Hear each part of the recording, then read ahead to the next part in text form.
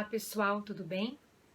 Bom, gente, no vídeo de hoje eu queria só colocar para vocês a ideia, né, de qual teria sido o desejo do legislador do novo CPC quando ele inseriu no código, ali na parte dos procedimentos especiais, um capítulo relacionado às ações de família, né? Então, se a gente for observar o caput, por exemplo, né, do artigo 693 do Código do CPC de 2015, a gente verifica o seguinte: as normas deste capítulo aplicam-se aos processos contenciosos de divórcio, separação, reconhecimento e extinção de união estável, guarda, visitação e filiação.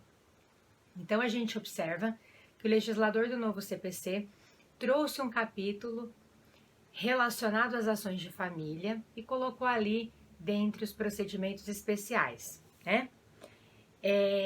Me parece, pessoal, que essa inclusão, né, que essa consideração que o legislador faz com relação a essas ações, vem no seguinte contexto. Essas ações especificamente que a gente apontou aqui, são ações que vão tramitar pelo procedimento comum. Então, a gente tem aqui ações de conhecimento que tramitam pelo comum. E na realidade, pessoal, a gente sabe, né, que nós estamos vivenciando um momento diferenciado também de abertura, em que a gente verifica uma abertura maior aí para os mecanismos de resolução de conflitos, outros mecanismos de resolução de conflitos, né, além do Poder Judiciário ou ao lado do Poder Judiciário. Então tá muito na moda, né? Se fala muito hoje em dia, eu sou super favorável a tudo isso.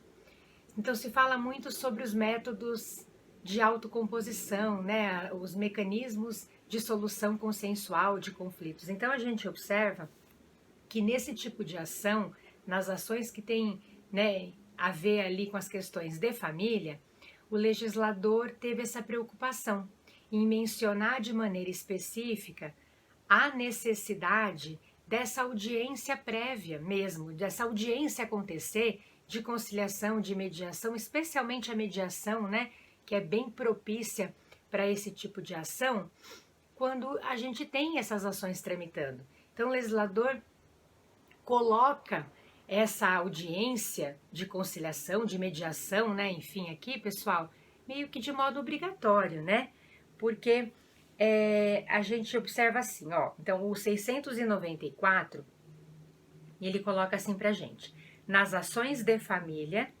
todos os esforços serão empreendidos para a solução consensual da controvérsia, devendo o juiz dispor de auxílio de profissionais de outras áreas do conhecimento para a mediação e a conciliação. E o parágrafo único do 694 diz assim: a requerimento das partes, o juiz pode determinar a suspensão do processo enquanto os litigantes se submeterem à mediação extrajudicial ou a atendimento multidisciplinar. Então, vejam, né? Nas ações de família, todos os esforços serão empreendidos para essa tentativa de solução amigável, né, gente?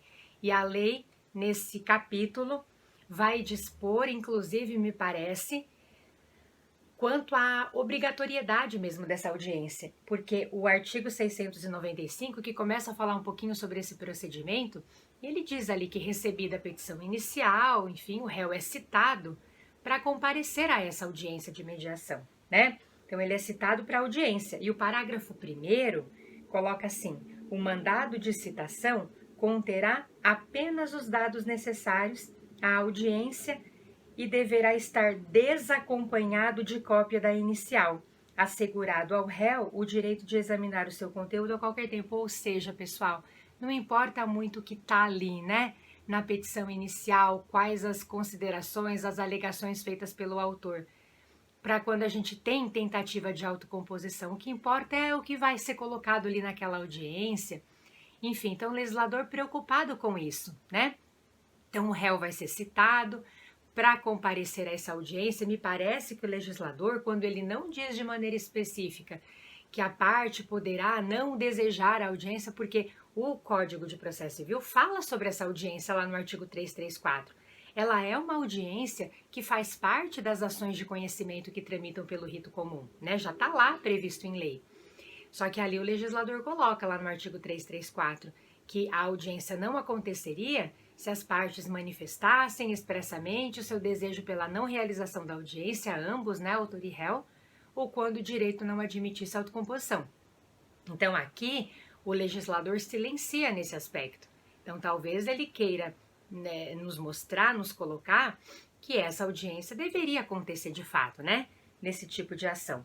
E pouco importa, gente, o que é que está ali na inicial apresentada pelo autor, né? Isso pode eventualmente até dificultar uma autocomposição frutífera, porque pode colocar ali uma, né? Pode fazer gerar na parte alguma situação de litigiosidade, enfim, talvez o legislador tenha pretendido evitar esse tipo de situação.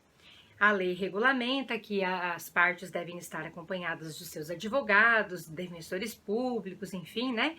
Então haverá uma tentativa ali de autocomposição, não havendo essa possibilidade, aí o réu vai ter a possibilidade de apresentar defesa, né? A lei fala também sobre a atuação do MP, quando há interesse aí de incapaz, né? Nas causas em que o MP tem que atuar. Enfim, pessoal, então me parece que essa disposição colocada pelo legislador do novo CPC vem nesse contexto. As ações de família são ações que demandam, talvez, né, que comportam, né, talvez aí, um espaço bastante propício para essas tentativas de autocomposição, né? São assuntos delicados, muitas vezes trabalhados ali. Então, o legislador me parece que vem trazer essa ideia da audiência, que não é, né, já está lá regulamentada pelo Código, a gente tem uma lei hoje, né, a Lei de Mediação, que é de 2015. Então, me parece que o legislador pretende, né, frisar a ideia do quão isso é importante e necessário, de fato, para esses tipos de ações. Eu só quero fazer uma ressalva aqui para a gente encerrar, pessoal, que o parágrafo único do artigo 693, ele coloca que a aplicação desses dispositivos que nós mencionamos, que tem a ver com esse capítulo relacionado às ações de família, no que toca à ação de alimento e às questões relacionadas à criança e adolescente, né, que a gente tem legislação específica própria aí. Então, me refiro à ação de alimento, a Lei 5.478 de 68 e o Estatuto da Criança e do Adolescente, o ECA, né? Então, o legislador vem estabelecer que nessas ações regulamentadas por essas leis especiais, essas disposições deste capítulo se aplicariam de maneira subsidiária, porque essas ações continuam regulamentadas, né, pelos seus próprios dispositivos legais. Bom, gente, por hoje era só. Espero que vocês tenham gostado. Um beijo e até!